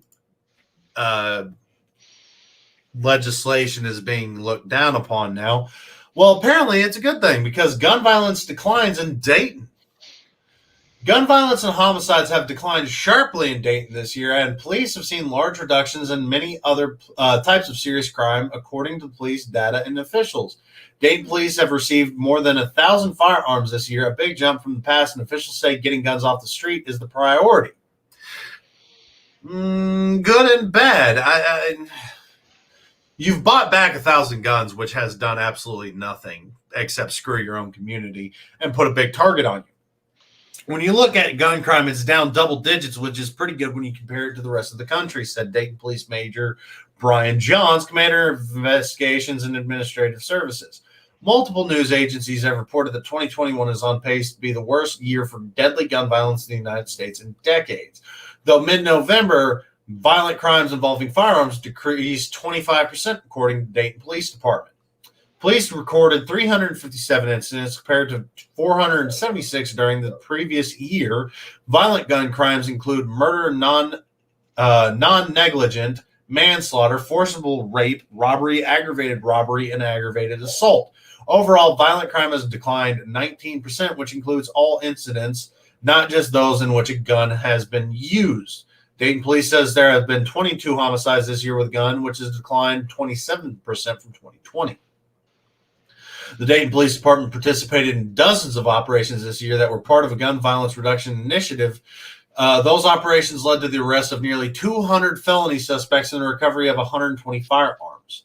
Many of the major, so it was not a gun buyback. They have just started cracking down on those with violent histories and everything like that, right, which is what you should be doing. We've recovered 1,000 firearms to the end of the third quarter this year, which is a 40% increase compared to last year and a 52% increase from the year before. Weapon violations typically include unlawful carrying of a concealed weapon, improper handling of a firearm, and illegal possession of a firearm while on disability, which often is connected to a felony conviction related to drugs or violence. So they're doing this right from what I'm gathering. Removing guns from the street reduces opportunities for shootings and violence, John said, and proactive law enforcement activities are paying off.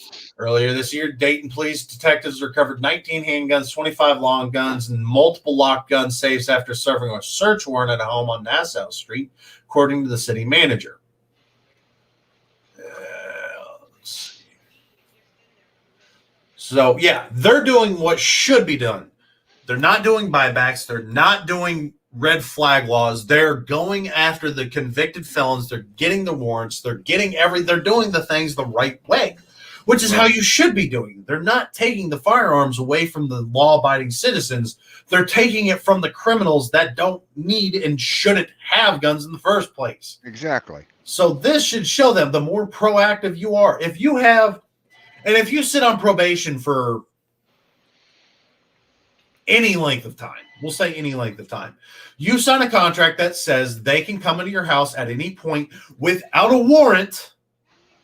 You sign this paper, which means you're a convicted criminal already. You have the paperwork saying that they can do a search of your home or wherever you live at this point. So if you put this address as the home you live, they can come into it no warrants, anything, and it's perfectly legal. And I can justify that because you committed a crime, you're doing your time, and if they need to search your home, they should be able to search your home. The funny part is, when I was on probation, I never once had any of them come to my home. If they did that more often with violent criminals, that is the result we would see. If this is where they live, you don't need the warrant. You have the documentation stating that you can go in there at any point in time. Once every couple months, make it sporadic, make it random. But you go in, search the property, and you get out. And they have to just stand there. And if they fight it, obviously they either have something they don't want you to see, or they don't care about going back to prison because they just broke probation. Right. So that's how you deal with this. Because some probations are anywhere from 6 months to 10 years.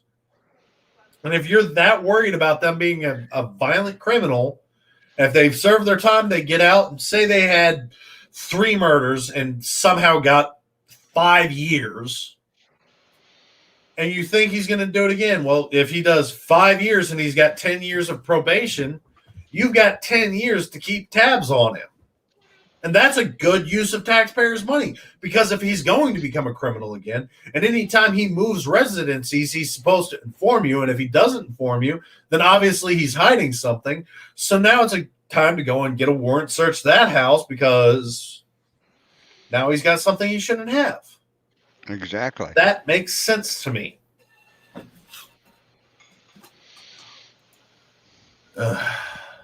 Well, the biggest story we've had around here is they released a guy from the Cameron prison, which is 20 miles away. He'd been in prison for 43 years. Holy crap. Wrongfully. And they gave him like $100, didn't they? I don't know. 2 days later, an anonymous person donated him $1 million.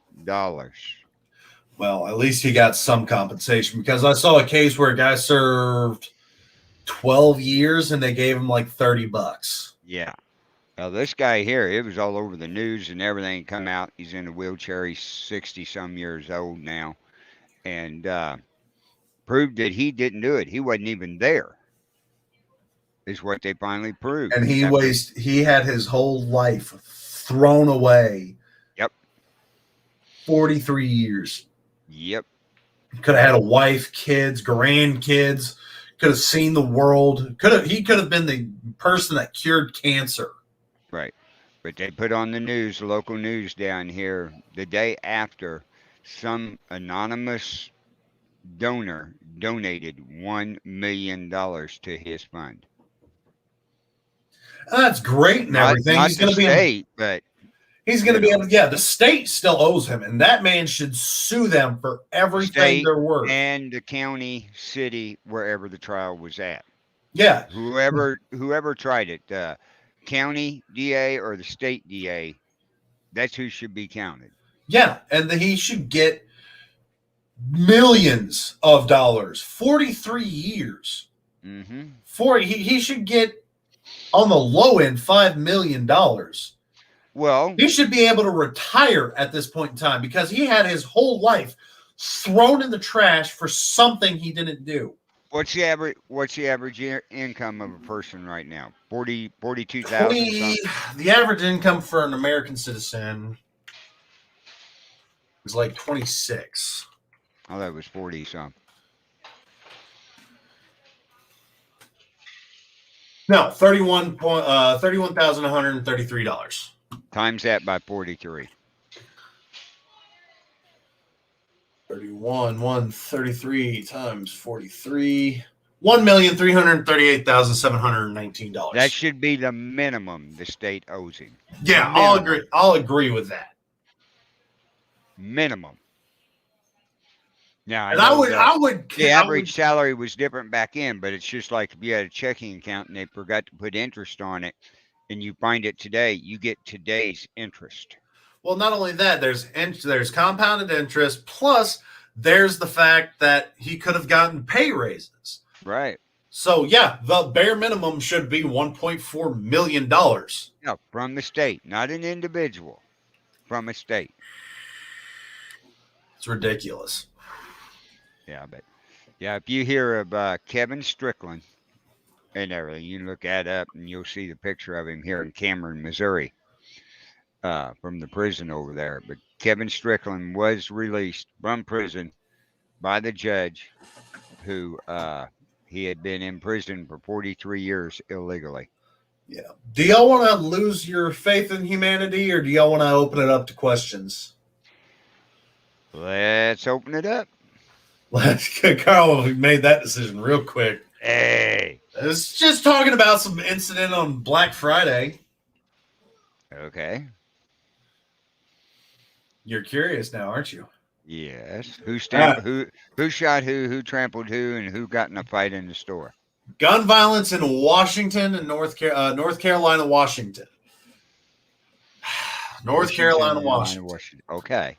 Gun violence erupted at retail outlets crowded with post-Thanksgiving holiday shoppers in North Carolina and Washington State on Friday, sending bystanders at both locations scurrying for cover and injuring a total of 7 people. At a shopping mall in Durham, North Carolina, a late afternoon shootout between two groups who knew each other left 3 people struck by ricocheting gunfire and 3 others injured in the ensuing chaos. One of those wounded was a 10-year-old boy, but Andrews described the injuries sustained by all 6 people hurt in the melee as non-life threatening. She said it is not immediately clear whether any of the victims were among the individuals who exchanged gunfire, and that the majority of those involved had fled the scene, though one was taken into custody. This is not a situation where someone came into the mall and indiscriminately just began firing, she said, adding that she expected additional arrests. 1 weapon was recovered. A department store employee who was working at the time of the shooting told WRAL TV, based in nearby Raleigh, that he counted 6 gunshots that rang out through the mall, triggering a stampede of Black Friday shoppers running to the nearest exit. A lot of people started running my way, and once I heard all 6 rapidly, I started to run too. The streets at South Point Mall was locked down and evacuated as law enforcement swept through the shopping center. A short time earlier across the country, security officers shot a man suspected of trying to steal merchandise from a Walmart store during an altercation in eastern Washington town of Kennewick. So the suspect has been taken to the hospital, yada, yada, yada. My point is, too many people are taking their vendetta out in public places if in one of these situations. In the other situation, it seems like they were just trying to vacate the mall so they could get all these items. This country is ran on one of the 7 deadly sins right now. Greed and, well, hell, 2. Greed and wrath are everywhere. I understand being angry. I'm naturally an angry individual. Why? I don't know. I'm a high functioning individual though. But too many people would take this opportunity with the gunshots to go and steal crap or get the item they wanted. There's so many situations where it's not where I can say I can never remember. I don't know if I've ever been in a Black Friday anything. I don't see a point. There's no deal good enough. 1, I don't make enough money for half the crap. 2, you look at it, they mark it up 50% and then discount it back down to its original sale price. So it looks like you're getting a huge discount when in reality you're buying it at market value for what they want you to spend. So there's no benefit of buying it on Black Friday. The corporations are ran off greed. The people are ran off greed. Hell, what was it? 2-3 years ago when I was doing the It's 1700 Somewhere show, we talked about people getting stampeded on going into Walmarts and getting crushed to death because people were just trying to get into their deals. It's not worth it. Stay home, spend time with your family, play video games, watch TV, watch the news, and laugh at these idiots hurting themselves trying to get a deal that doesn't even exist. Black Friday is a giant corporate scam. It's not worth it. Don't do it. But with that being said, we got about 15 minutes left. I'm going to open up the floor for questioning. I want y'all to be more interactive. I told y'all it's come more often. So post your questions in the comments. We're reading them now. Carl's real good at keeping track of everybody that comes in and out. So ask your questions, please. On that note, let's not forget this Friday, the Second Amendment Ranch is changing again. We're trying to find a time slot that benefits y'all as well because we have seen our numbers go down. So Fridays, we will be going live from 6 p.m. Central Time to 8. Right. We sure will. So now it's time for your questions. Pop some questions in here, folks. We got about 15 minutes left on the show. If you have any questions dealing with Second Amendment or anything going on, you know. Cameron, what'd you think about that Christmas parade up there in Warsaw? I haven't seen anything on it. Oh, you haven't seen where the guy drove through the crowd? No. Are you kidding me? No. I don't follow any mainstream media, man. It's all It's giant. been on YouTube. It's been on Newsmax. A guy got chased and ran through the parade, killing 6 people, injuring 40. He's going to prison for a long time. Yeah, but I mean, it was ridiculous. Because It was live on their Facebook. Because I can see that being ran as voluntary manslaughter because he knew it was a crowd and decided to run through them. No. The police were called to a scene where he was part of an assault. He took off. They took off chasing him. He turned down the street and ran through the barricades. And I'm talking, you see this SUV, it was live on their town, Wausau, Wisconsin, right? Live on their Facebook page when this guy goes driving through and plow, plow, plow, plow, plow, plow. It was a nightmare. I can't believe you haven't heard or seen anything. He's getting... Honestly, I'd like to see him get the death penalty. Oh, let me see here. My God.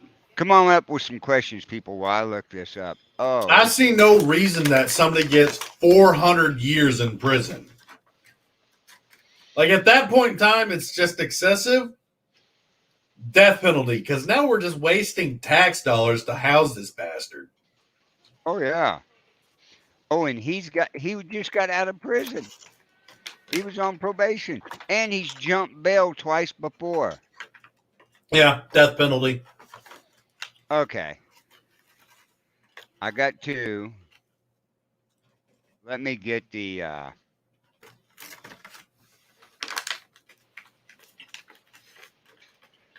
okay. I'm going to bring this up on the screen to give you an idea. Bear with me, folks. Let me tell you, it could be graphic. Yeah. Ladies and Okay. gentlemen, you still have 12 minutes to ask your questions. Get them in while you can. Right. This is Wausau. I want at least 3 today. The moment the SUV drives through, right?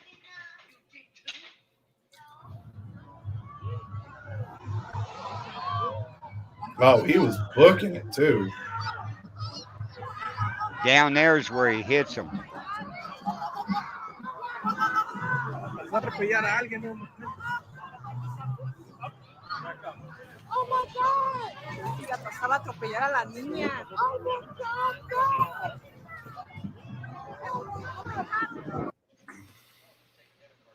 But look how fast he's going. This is parade. See that guy walking?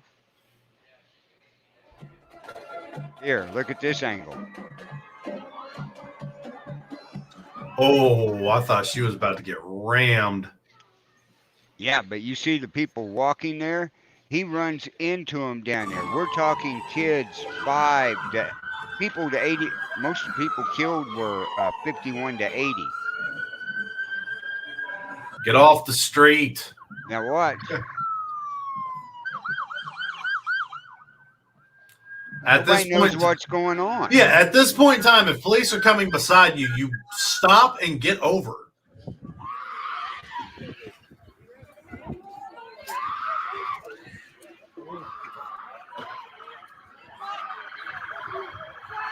Yeah, the dancing grannies were hit.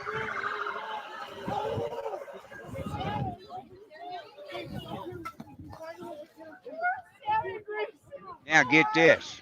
One of the cops shot at the SUV, right? Bullet hole in the no. windshield. He You're went down the road.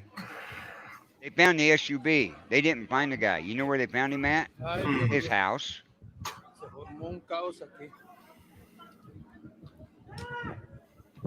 I want to know where that round went because he's firing into a The walkout crowded of the area. parade was taking Yeah, but place it when a went red into the SUV vehicle. Drove through the barricades, westbound, heading down Main Street. The vehicle struck Okay. more than 20 individuals. Some of the individuals were children, and there were some fatalities as a result of this incident. An officer did discharge his weapon at the suspect vehicle to try to stop the vehicle. No bystanders were injured as a result of the weapon discharge. We're no longer looking for a suspect vehicle. We do have a person of interest in custody at the moment, but this is still a very fluid investigation. At this time, we do not believe there's any shots that were fired from the vehicle. We believe that officers discharged a firearm to stop the vehicle. Yeah, damn, 40,000 a year to house each person. Yeah. So no, you don't go. You get equivalently, you get more money sitting in prison than you do as an average income American. $31,133 compared to $40,000. It's almost a $9,000 a year gap. These guys get 3 hots and a cot. They get to exercise. Some TVs have, some prisons have TVs. You know, they get to live a somewhat chill life. I mean, some criminals are in there to be there, but I mean, if you're getting anything over 100 years and you're not getting out of prison alive, we shouldn't let them sit on death row or life forever. Obviously, they're not going to live to be 400 years old. Right. But you're wasting our money for this crap. Yeah, Dan, it's this country's all built on greed. Death row, 20.8 years before execution on average now. Wow. Yeah. I knew it was long, but 20 years? Here's my philosophy. Over $1 million. You can sit on death row. You get, what is it? One, where they get to review your case. Right. And it takes up to, you get an appeal, which takes up to 3 years. So you get one appeal that gives you an extra 3 years to find any information on this. Right. So you've got a good 3 years is a long time, over 1,000 days to get this going. And if you're honestly innocent, you're going to do everything in your power to get out of this situation. You're not going to just sit there for every day of your life. You're going to be doing studying, contacting lawyers. You're going to do everything you physically can and keeping on top of everybody, making sure they're doing their job. Now, here's the counter argument to that. Well, what if somebody's innocently killed on death row? Well, you want to do that, you have to make sure they're innocent or guilty before they go to that penalty. So that gives them 3 years. And if you do get caught putting an innocent man on death row, and it comes out later after his death, you're going before a bar, you're going before whatever you're being judged, and now you're going to prison for involuntary manslaughter. Right. You got an innocent man killed. You didn't kill him, but you involuntarily got somebody killed. So this is going to make sure everybody that puts somebody on death row is as guilty as they can be. And if they can't appeal it, well, then they're done. It keeps both parties accountable. It keeps the criminals accountable because now they're not going to go sit. The sad part is I saw a gentleman rob a bank. I saw an article where a gentleman robbed a bank for $1 so he would have a warm place to sleep during the wintertime. Robbed a bank of $1 and sat down in the lobby waiting for the police to show up. Yet we can't take care of our homeless veterans. But we can throw $40,000 at people to sit here and do nothing. Right. I mean, it's ridiculous. The whole justice system right now. Look at back in the Wild West. You had a lot less criminals running around because they were getting hanged. Or shot. Yep. Exactly right. Firing squad. Mm-hmm. It took, hey, you shot this dude. We have 4 witnesses saying this. It was nice knowing you. Have a good life. Bye. I still believe in public hangings. I do too. Now, the It'll Constitution cut protects crime. against that, but. It'll cut crime down. Oh, very much so. Daryl Brooks Jr., they're already taking the plea deals. Mental illness is a defense they're looking at this time, allegedly diagnosed at age 12.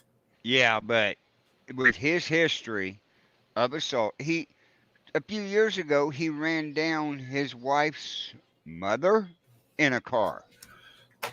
I can understand And taking he has skipped bail twice on 2 other charges. I can understand one incident, getting the mental plea. One. You got screwed up. You got put in an asylum. You got help for years. Makes sense. He had some mental deficiency. All right, we'll get him looked at. After that, he has gotten help at this point in time, and now he has caused more problems. No more. You get one chance. Anything past? No, you don't get the mental plea deal over and over again. But if you've had multiple instances and you didn't get caught the first time and do a mental deal, you don't get it. You have shown that you have a history of violent crime. No amount of mental help is going to help this at this point in time. You just killed and injured almost 50 people. His mental health, in my opinion, went out the window when he ran through the wooden barricades they had blocking the street for the parade. And that's not justice in my mind. If you murder, run over, that's getting put in a mental hospital. That's not justice for the people. No, because if you're going to be put there for life. You took their life. Exactly. It's an eye for an eye and a tooth for a tooth. Yeah, just what the Bible says. Anyway, we're coming up with 3 minutes, folks. But remember, starting this coming Friday, December the 3rd, 6 p.m., Second Amendment Ranch is tuning into a new time slot where it'll be a lot easier on us and hopefully a lot easier on you. Yeah. That way, if we want to go longer, we can. Hello, buddy. Hello. Oh, hello. Everybody stay tuned to that. No, you're not coming up. I'm about to go downstairs and get some food. You're not coming up right now. And stay tuned to the Bill of Rights Network as things get changed around. You'll see our schedules up there. It'll be a pin post at the top. So, everything coming along. Hello, But Tuesday night, you can check out myself, Cameron, and Denise Pridemore. Paranormal Nation Radio. Not so normal. He doesn't know what no means. And we may have a guest Tuesday night too. Oh, nice. Well, we always have a guest. Yeah, but we're gonna have a guest for all. It may be more paranormal this time. Oh, yeah. Right, So down. I'm working on it. Down. Anyway. Go. All right. Well, I've got nothing else. I ain't either. All right, ladies and gentlemen, we appreciate you joining us on this Sunday afternoon. We look forward to seeing you this Friday, 6 p.m. Central Standard Time to 8 p.m. Central Standard Time. New time slot. We're going to give it a shot. We're trying to play around with it a little bit, see what we can do, what works out best for us and what works out best for y'all. Y'all don't really comment a lot, so we don't know. Y'all need to be more interactive, please. But we look forward to seeing you at our new time, same place, Bill of Rights Network, Second Amendment Ranch, YouTubes and Facebooks. I look forward to seeing y'all this Tuesday on Paranormal Nation Radio, Not So Normal, included on Things Network. Be sure to check them out as well. Be smart with your guns, guys. Be safe. Be respectful. We're not trying to build fear. We're trying to build respect. We look forward to seeing you again this Friday. As always, I'm Cameron. And I'm Carl. And this is the Second Amendment Ranch. Y'all have a good night.